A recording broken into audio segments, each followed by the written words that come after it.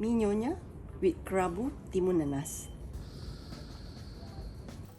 Chef Joe, I'd love to find out a little bit more about your history with cooking and also what made you adopt this concept of eclectic cuisine. Okay, back in 1975, I enrolled in UiTM or University Technology Malaysia, which later on I left for Switzerland in Zurich to undergo an apprenticeship there in Bahnhof Buffet in Zurich. So I was a year there, learning from my executive chef, Chef Hans Sachs. I travel all over Switzerland to explore more cuisine that I can learn from there. So I was in Geneva and as well in Lausanne. So then I finally come back to Malaysia to work with and open few 5-star hotel in Malaysia. Still working with some Swiss chef. As you know that I've been traveling all over the world, somehow rather that I love all this kind of cuisine. So I need to put into one of my own cuisine style of technique.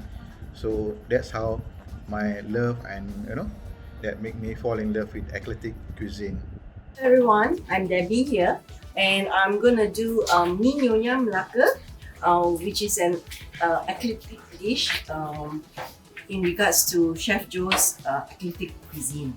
So today for the mie nyonya, the ingredients are yellow egg noodles. You can see some choice coriander leaves. I'm gonna make sambal blachan shortly later on, but the ingredients for the noodles are fish cake, some chicken breast meat, prawns, and for the salad, or I would say kerabu, would be pineapple and cucumber. So let's start. Heat up your wok. I'm going to use some shallot oil here because this dish actually requires some garnishing of shallot crisp at the end.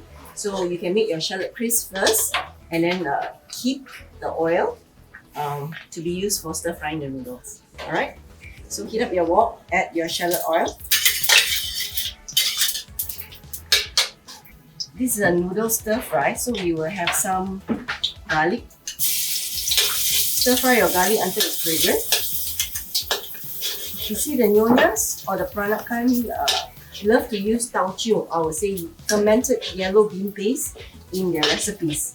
So here we are using 2 tablespoons of fermented yellow bean paste. Saute it until it's fragrant.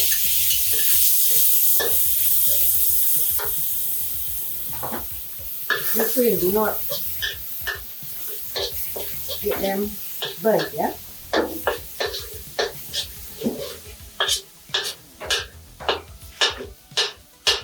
I'm just pushing it to the side because the oil is kind of hot. Make sure that it doesn't burn. What I'm going to do now is I'm going to marinate some chicken breast meat with some corn flour. Why? Corn flour acts as a tenderizer. You can actually do all this prior to starting to fry your noodles. And my prawns will be marinated in some sugar. Why? So that it gives you that crunchy bite when you're doing your noodles. So just marinate with some sugar. Put it aside. My fish cake has been sliced. Let me clean my hands. Okay, so get back to this. Stir fry the fermented bean paste and garlic till fragrant. Add in your chicken meat, which has been marinated in corn flour.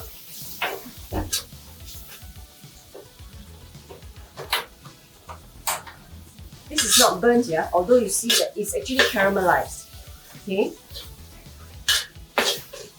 Because bean paste, if you do not saute it well, what's going to happen is that fishy, or I would say funny smell to it. Alright? You can use any meat that you like, but normally we use chicken or pork. Chicken in. I'm going to add in the prawns marinated in sugar. This is a wonderful dish because it's non-spicy at all. And because it's non-spicy, I think it would appeal to the kids as well, or those elderly who doesn't like any spicy recipe. So I'm going to add my fish cake. You can see there's a lot of ingredients inside. My choy sum, or I would say sawi, has been cut into the stems separately and the leaves separately. I'm going to add in the stems first, those that are hard. Sometimes it's known as mi blacang tok. Blacang tok means, if I translate it directly, it means behind. Blacang is behind. Tok is table. Meaning this dish or this noodle is actually served in an ancestral offering. Right? During an ancestral offering, we offer just plain noodles, chicken that has been scalded to the ancestors without cooking. Alright? So what we do is, after ancestral prayers, we have all this uncooked stuff, especially noodles, but the vegetable is added on. Vegetables are not served, are not offered like that. We just add some vegetables and maybe fish cake in and stir fry this so that it, I would say, we upscale it, right? So once this is fragrant and all your meat and seafood is cooked, you can add in your noodles. So just blanch it in running tap water, not hot water. Do not soak it because it will be soggy. So once I add in my noodles, what I normally do is I'll add in my leaves. Okay, flavoring.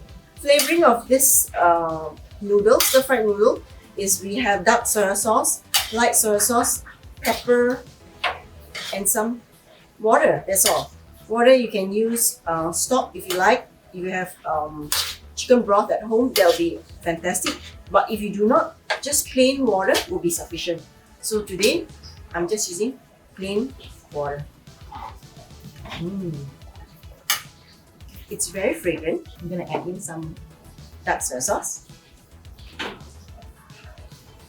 Just a little, not too much to make it black, but just a little for it to be golden. I'm adding in the chicken stock granules if you like. Some pepper to taste, light soy sauce. So just stir it all together. We're almost done for the noodles. See how fast and quickly you can assemble this one. So best to fry it just before serving time so that your family can enjoy it warm and the noodles are not soggy. Finally, this is done. You can see that the noodles are cooked. Your vegetables are just right, not too soft. I'm gonna drain the bean sprouts that I've cleaned earlier and just toss it in, alright? I like to turn off the heat and then just add in the bean sprouts. Why? So that the bean sprouts are kept crunchy and nice. Okay, so I'm gonna turn off the heat. I have my bean sprouts here. Throw it in. And your noodles are ready. We're gonna garnish with some coriander leaves. So what I'll do is I'll leave the leaves on top for garnishing later when we serve. But the stems, I like to use the stems. You know, you can get a lot of stems from at the bottom. So don't waste this. What I normally do is I would like to just cut it in small like that and just throw it into the noodles. Because if you were to just garnish them, what you do is you just get the coriander leaves on top. But I like to mix it in so that when your family or your guests dunk, or I would say eat, dig in, they get everything, all the fragrance inside. Last but not least, your shallot crisp. I've actually prepared shallot crisp earlier. Just sprinkle on top, and voila, we're done. The noodles are done, but what we're gonna do is we're gonna do sambal blachan after this. So how interesting is this? Nyonya that is actually being served with a salad on the side that has got sambal blachan, cucumber and pineapple. I think it's amazing, right? Nyonya. Let's do the sambal blachan. So what I like about the sambal blachan is that I like to choose the chilies that are crinkled like this. Not the shiny ones, like I mentioned earlier in our previous shows. If you get the really plasticky ones, those are not great for sambal blachan, but if you don't have, you've got no choice. So I love this type. You can see it's very crinkly, it looks ugly, but it's actually very nice. Why? Because when you pound this, it doesn't have that, I would say, plasticky kind of texture that sticks into your teeth. Alright, throw them into your mortar and pestle. You can use an electric blender to do this. It's no problem at all. I've added some bird's eye chili too.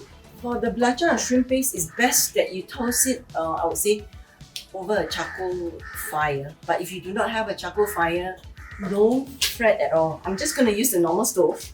Heat up a non-stick pan. Add some oil. Just a little oil. Why? Just so that it doesn't stick. Just a very little oil. Blachan.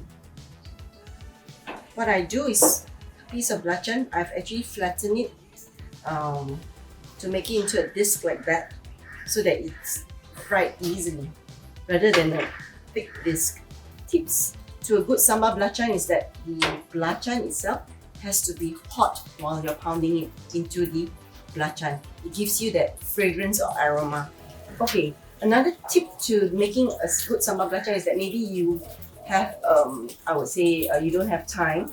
What you can do is you can pan fry all your blachan and just reheat it just before pounding it. So it cuts down like maybe 5 minutes of your time if you don't have time. That's another tip or trick to making a faster sambal blachan. When you're making it, maybe you're gonna set up your house alarm on fire or something like that. So especially those people who are living overseas, can you see the smoke is gonna set up your smoke alarm? So maybe you can do like a big batch and then put it in a container, but when just before making a sambal blachan, just pop it into the oven to heat it up. Alright, just for a while, then you can pound your sambal blachan. Alright, that's another trick of doing sambal blachan.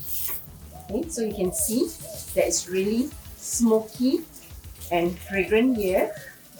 My hair is gonna go. So I'm gonna turn off the heat. Okay, can you see it's piping hot? Yeah. And slowly. If you don't have such a big mortar and pestle, please do not add all the chilies in at one time.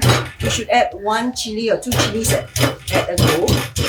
Pound it and then slowly add up, because you will have all the chilies jumping out of your mortar and pestle if you were to add too many at one go. Alright? Mine is really huge and deep, so I can just chunk everything in. Don't have a mortar and pestle? No fret. You can use an electric processor to just blend everything together. Also, another tip to a good sambal blachan is that your chilies, after washing it, you need to drain them or pat them dry from the water so that your sambal blachan is not soggy with water. So here we are, sambal blachan mixed with your cubed pineapple, cucumber. You add a bit of sugar, just a bit of sugar to taste. Because the sambal blachan is salty enough, you don't need any salt. Okay, so mix your sugar in, and this becomes we call it kerabu timun nanas, that is served with our mee nyonya. Alright? Look how wonderful they are. And because it's the sambal blachan is pounded, so it's a bit coarse, and hence you have that bite. Alright? So for those who love with more, I would say loves it with more sambal blachan, please do add on the sambal blachan into the kerabu timun nanas. Yeah. So what I'm gonna do now is plate your mee nyonya with the sambal kerabu timun nanas with sambal blachan. Alright, here we go. So you can see the noodles are color is just nice. Okay, I'm gonna garnish with some shallot crisp that I've prepared earlier. Coriander leaves and my kerabu timun nanas. I'm just gonna use a small saucer to plate this one here. You serve it with a slice, or I would say a drizzle of calamansi lime.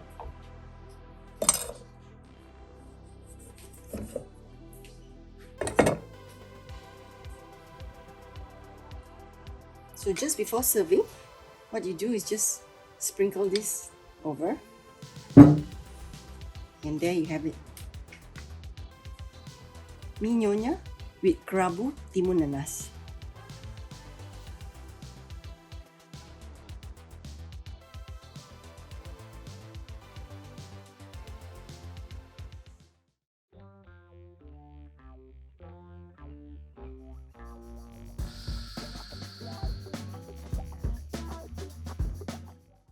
Headed to Eddie's restaurant just up the hill.